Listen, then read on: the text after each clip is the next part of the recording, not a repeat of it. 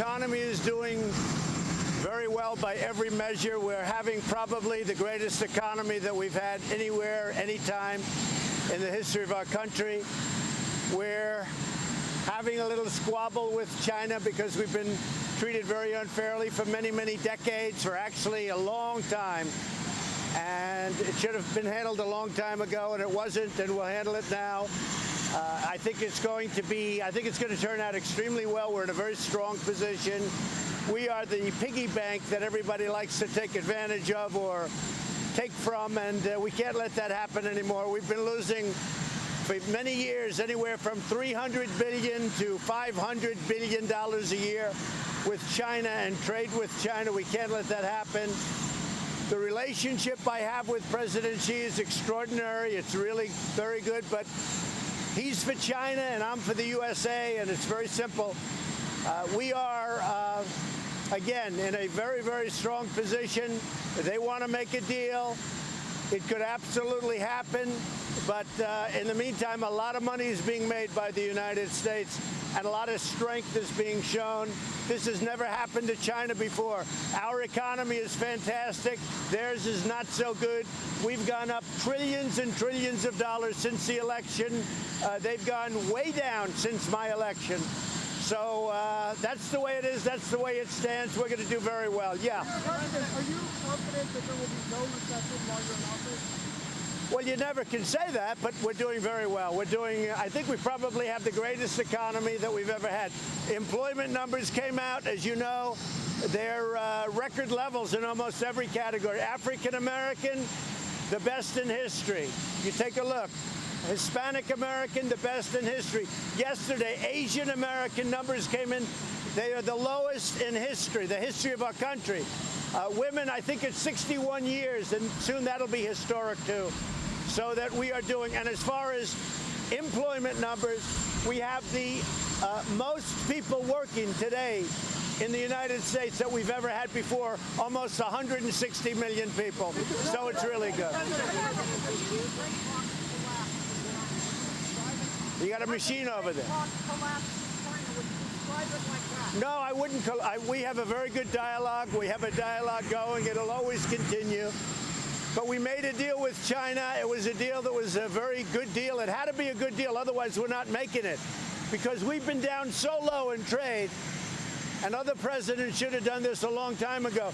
We can't just make a good deal. And I told that to President Xi. But we had a deal that was very close, and then they broke it. They really did. I mean, more than renegotiate, they really broke it. So we can't have that happen.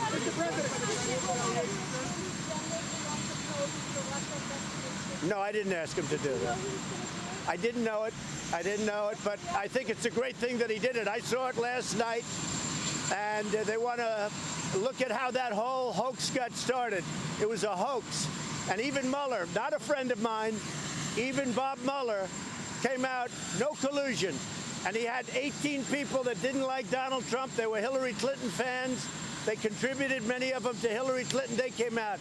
It was the greatest hoax ever perpetrated on the people of this country. And you know what?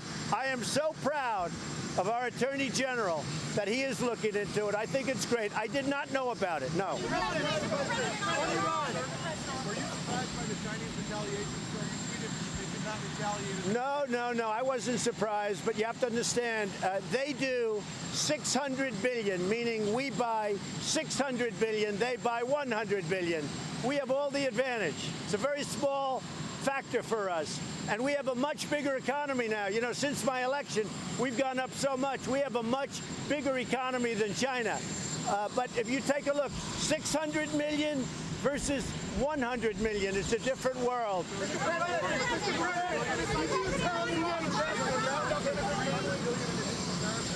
We're looking at that very strongly. About the 325 billion.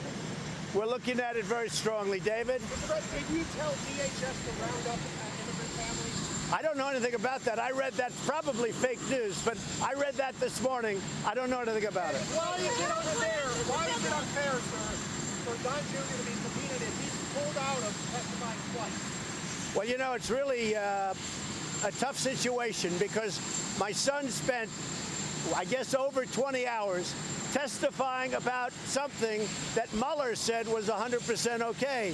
And now they want him to testify again. I don't know why. I have no idea why, but it seems very unfair to me. Mr. President, are you planning to send 120,000 to the Middle East in response to Iran? I think it's fake news, okay? Now, would I do that? Absolutely. But we have not planned for that. Hopefully, we're not going to have to plan for that. And if we did that, we'd send a hell of a lot more troops than that. But I think it's just, where was that story? In the New York Times? Well, the New York Times is fake news. Are you willing to trade war, Mr. President? Go ahead. Say this is a small squabble, but don't you understand that American consumers may very well suffer because of this? Yeah. So you have no tariff to pay whatsoever if you're a business. All you have to do is build or make your product in the United States. There's no tariff whatsoever. So that really works out very well. I think we're winning it. We're going to be collecting over $100 billion in tariffs. Our people, if they want, they can buy from someplace else other than China, or they can really, the ideal is make their product in the USA. That's what I really want. Yeah, we're winning it. You know what? You want to know something? You want to know something? We always win. We always win. How are you, Emerald? What's up? Do you still have confidence in Christopher Wray after he said he wouldn't exactly call his Well, I didn't understand his answer because I thought the Attorney General answered it perfectly. So I certainly didn't understand that answer. I thought it was a ridiculous answer. Thank you. How is it not socialism?